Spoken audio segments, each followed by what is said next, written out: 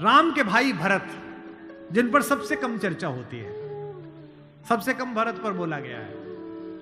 लक्ष्मण उनके साथ 24 घंटे रहते हैं। शत्रुघ्न पर तो कम ही बोला गया है, भरत पर सबसे कम बोला गया है। सरस्वती ने देवताओं के कहने पर मंथरा की बुद्धि फेर दी। सरस्वती ने देवताओं के कहने पर कैकेयी की बुद्धि फेर दी। लेकिन जब भरत ने कहा कि मैं भैया को वापस लेने जा रहा हूं, तो देवताओं में खलबली मच गई। बोले यार अभी तो गया है ये, और इसको लेने ही चल दिया, और राम भावुक भी है, इसके प्रेम में वापस ना आ जाएं। तो देवताओं ने सरस्वती को कहा कि तुम जरा बात कर दो। तो क्या कहती है सरस्वती? देवताओं से कहती है कि 1000 आंखें होने के बाद भी जिसको सुमेरु ना दिखता हो, तुम मूर्ख हो क्या? मोसो कहत भरत मति फेरी, मुझसे कहते हो भरत की मति फेर दूं? दुनिया में किसी की भी बुद्धि भ्रष्ट कर सकती हूं, भरत की बुद्धि भ्रष्ट नहीं होती मेरे करने से।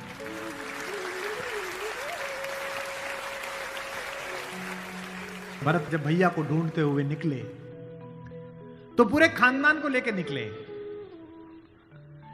भरत ने कहा किसी की तो मान लेंगे, कौशल्या की मान लेंगे, ससुर को भी लेकर गए। जब पहली रात भरत वहीं रुके जहां राम रुके थे, भरद्वाज के आश्रम में। सुबह चलते समय भरत संकोच में थे, तो भरद्वाज ने कहा कि राजन, क्योंकि राजा हो चुके थे, आपके चेहरे पर संकोच है। तो भरत ने डरते हुए कहा कि महर्षि मैं डरा हुआ हूं, मेरी मां ने इतनी बदतमीजी की बात कर दी, मैं बाहर था। भरत को नहीं बताया गया था कि पिता दिवंगत हो गए, पता है आपको ये बात नहीं? भरत को संदेश भेजा गया था तो उसमें यह नहीं कहा गया था कि पिता एक्सपायर कर गए, यह कहा गया था कोई इमरजेंसी है, घर आओ।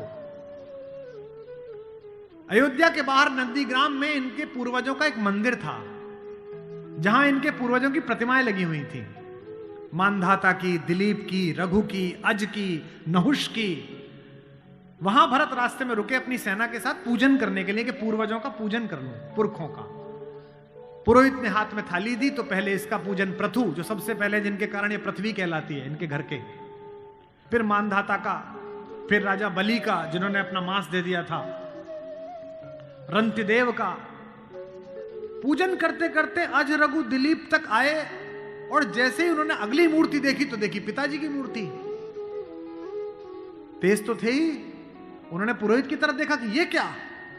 पुरोहित की आंख में आंसू, उसने कहा कि महाराज नहीं रहे, और भरत के हाथ से थाली छूट गई। भरत ने कहा मुझे किसी ने बताया क्यों नहीं कि पिताजी दिवंगत हो गए, क्या हुआ था?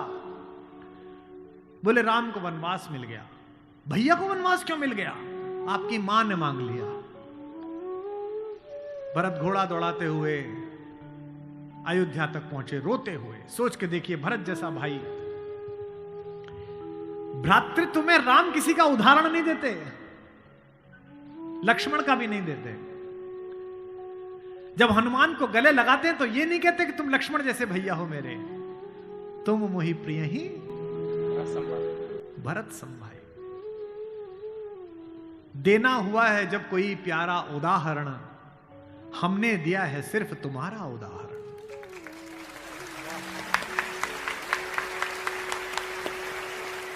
तो भरद्वाज से भरत ने पूछा कि भैया मुझे माफ तो कर देंगे ना? मैंने इतनी बड़ी गलती की, एक ऐसी गलती जो भरत ने की नहीं, उसके पश्चाताप में है भरत। मां ने इतनी गलती की, मुझे माफ तो कर देंगे? भरद्वाज ने कहा हे राजन, मुझे पता नहीं कि तुम्हारे बड़े भाई तुम्हें कितना प्रेम करते हैं या नहीं, लेकिन जब वो यहां से जा रहे थे और सुबह के समय उन्होंने गंगा पार करने के लिए पुरोहित को बुलाकर स्वस्ति वाचन का मंत्र किया, तो बड़े खुश थे, प्रसन्न थे कि मैं वनवास पे जा रहा हूं, चेहरे पे मुस्कुराहट थी। लेकिन पुरोहित ने हाथ में जल दिया, और जैसे ही पुरोहित के मंत्रों के बीच में निकला कि जम्बू द्वीपे भरत खंडे, और जैसे ही भरत सुना, राम के हाथ से जल गिर गया और वो जमीन पर गिर पड़े, और हाय भरत चिल्लाने लगे, इतना प्रेम तुम्हें राम करते हैं।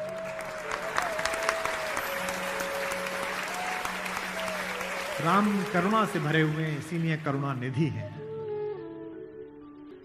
इसीलिए कहता हूं कि इस कहानी से पॉलिटिक्स सीखिए, इस कहानी से स्ट्रेटेजी सीखिए, इस कहानी से ह्यूमन वैल्यूज सीखिए, फैमिली वैल्यूज सीखिए।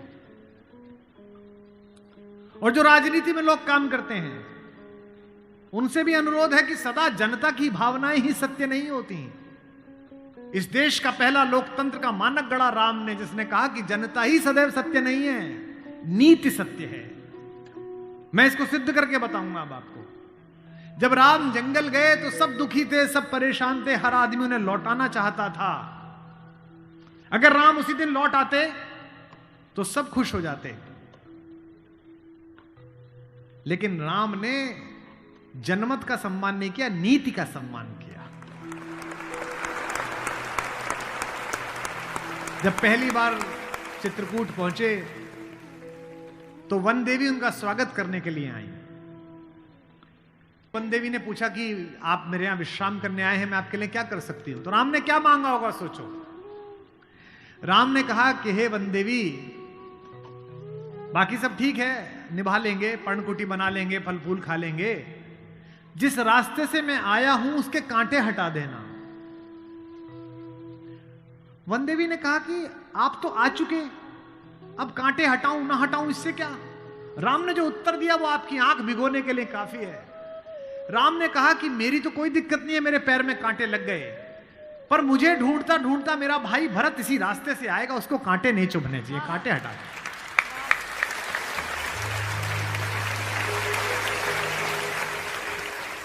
तो वन देवी को जिज्ञासा हुई। वन देवी ने कहा कि यथाज्ञा पयति महाराज, हे महाराज आपने जो आज्ञा दी मैं कर दूंगी। एक छोटी सी मेरी जिज्ञासा है,